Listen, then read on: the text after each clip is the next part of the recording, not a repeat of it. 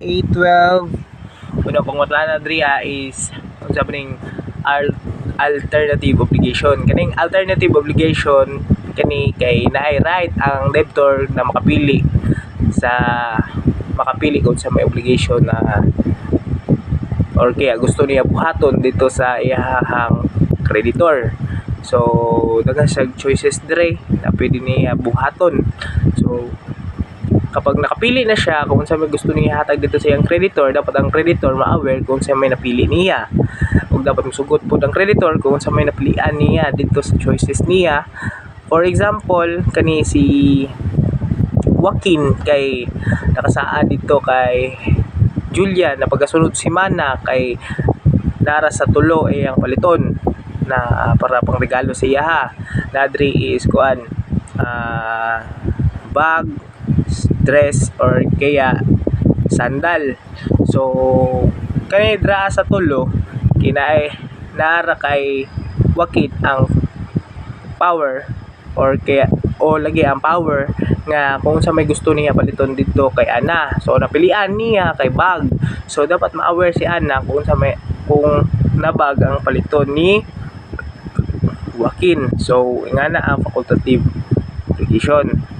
Tapos diri na punta sa ikaduha unsay mga rules para sa pagpili sa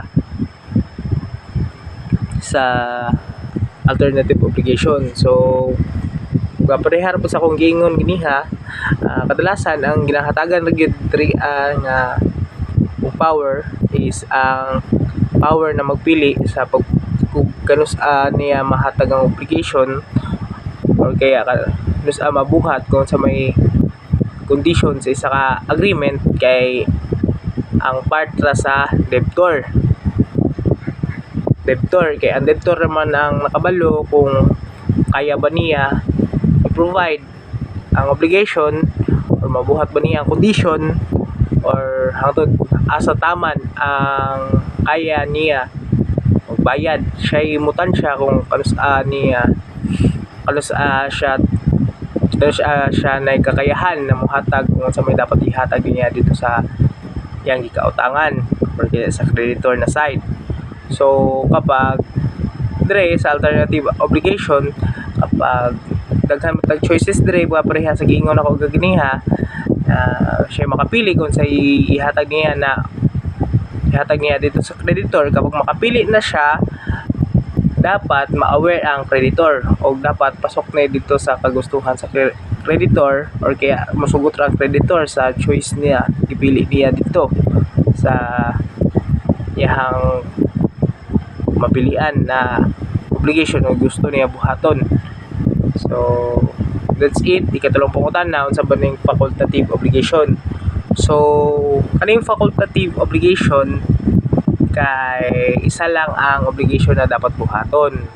So pero ang debtor ginatugutan or kaya ginasugtan na pwede siya o ilisan o lain butang or lain na kailangan na batunon dito sa part sa creditor. So for example na lang diri sa facultative obligation is kani si Agnes kay tanghuram kay Ariel o 2K tapos ni saan ni si Agnes na pagka sunod bulan buo niya og hatag ang 2K. Tapos kaning si Agnes mansad kay na short man ni siya. So short man ni siya sa mga gastuhon niya sa balay or kaya sa mga expenses niya. Tapos ni ana siya dito kay Ariel basin dili na nako dili na niya mabayaran ang iyang utang. So gi-offera ni Agnes si Ariel na ihatag na lang ang cellphone niya kapalit sa gihiram niya na kwarta. So kani sugot man dito si Ariel kung unsa may kapalit sa 2K na gihiram ni Agnes. So maging effective na kung sabay na dito silang agreement. So that's it. And kung i-differentiate ninyo ang duha, ang facultative o alternative obligation. Dira sa facultative is isa lang ang dapat obligation, pero ang debtor ginatugutan na pwede ilisan dapat niya buhaton, or kaya ang unang obligation niya sa part sa creditor. Tapos sa alternative, kani dagan siyang choices na pwede ihatag din niya dito sa creditor, pero dapat aware ang creditor sa paghatag niya, or kaya unsay may napilian niya nga provide dito sa part sa creditor. So that's it, our BRA 12 Kaptan.